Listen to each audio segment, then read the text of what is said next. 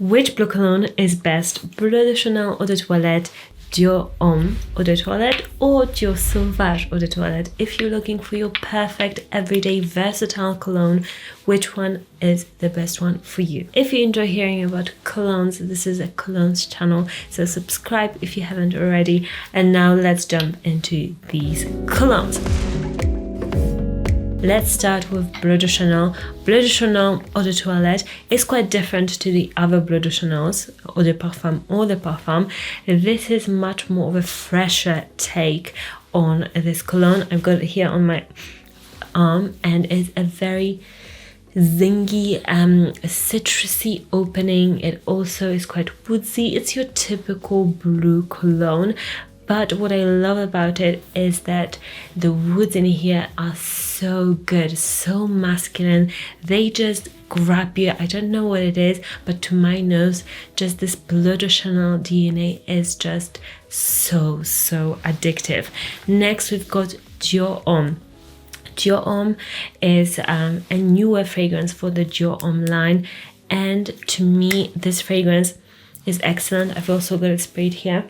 The opening especially really is nice because it's got this spearmintiness to it. It's also quite heavy on the vetiver in the opening. You can really smell the vetiver, and it gives you more of this classy blue cologne vibe. It is also woodsy, but it's got much more of this, like when I smell this, if I close my eyes, I kind of smell this more of a MS, Ted MS sort of a vibe, and it's not that much like shower fresh like the others, but it's more of this refined, classy vibe with this one.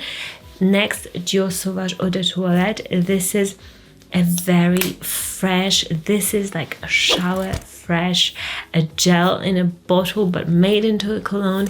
It's incredibly sexy. It's a fragrance that I have heard actually girls in like a fragrance shop like run up to this one and be like, oh my gosh, I want my boyfriend to wear this, look how amazing it is. And they were both like chatting and giggling about it.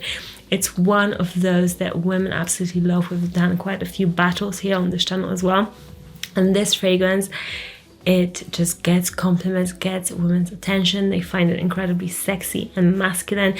And the projection of this one, now we're going more into the performance of the fragrance, is actually the best out of all of these. It's very long lasting and it projects very well, to the point where some girls were like, oh, it's a bit too much. So don't go like absolutely crazy with this one if you're a guy, because yeah, it just can be a bit too much of a suffocating fragrance. With DIOR Homme, I would say it's the most different.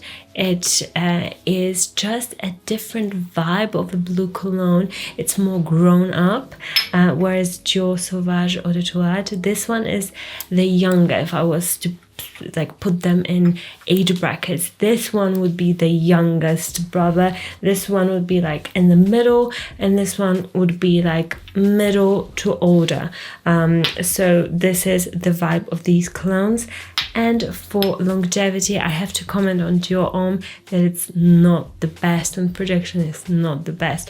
That is the downside of this one. But if you like more of a quieter cologne, or if you really enjoy spraying yourself with loads of cologne and be smelled, but not like, you know, you're walking into a room and everybody knows what cologne you're wearing, then you might enjoy this like more of a, you know, I'm there but I don't know who's smelling great sort of a cologne. So this might be a great thing for you, or you might be just more of a quieter person and a really loud cologne doesn't suit you. This one, the quality is there, the uniqueness is also there, but you will have to apply quite a lot of it, more than the others, to be smelt. DIOR Sauvage, this is an excellent cologne, but beware that it's been a bit overdone. And although it's an amazing cologne, and like let me know in the comments if you guys agree, but like let me just imagine a scenario if there was no cologne in the world and Dior came out with this cologne and you didn't know what it was. you would be obsessed with it. But now that we know what it is, sometimes this has got a bad reputation of like, oh my gosh, everybody smells like DIOR SAUVAGE. But this is an excellent cologne. Just be aware that it is very common. With Bleu de Chanel, it's also quite common, but because of the projection, it's not quite as abrupt and just like in your face as DIOR SAUVAGE, but it's more than DIOR Homme. This one, I find that it gives you the best of both worlds. You will smell amazing. You can apply quite a few sprays of it, but you won't smell like too much. And this one, women adore. It's actually my favorite. Personally, this just is the best scent profile. This gets me every time. It's just enough smokiness, enough woodiness. This is like a fragrance that like a husband would smell like somebody that I would really want to be with. It's like this fragrance that you can apply throughout all of your lifetime. It will never be outdated, whereas this is more of a trendy fragrance. This one is even more classy than Bleu de Chanel. This one is just like a safe in the middle, classy, super versatile cologne, and it is excellent. It is just gorgeous, let me tell you. So I'll link all of these down below, especially with Bleu de Chanel. I recommend you guys get it from Chanel's website, because you can pick a few samples with your order from Chanel, and Chanel samples are hard to come by. So I always recommend getting Chanel fragrances from their own website or boutique. And the other ones, I'll link some good deals on these, because they can be found at discounters with Chanel. Not really, it's not that common. Like, you won't get like an amazing deal on a Chanel fragrance. They don't work with discounters.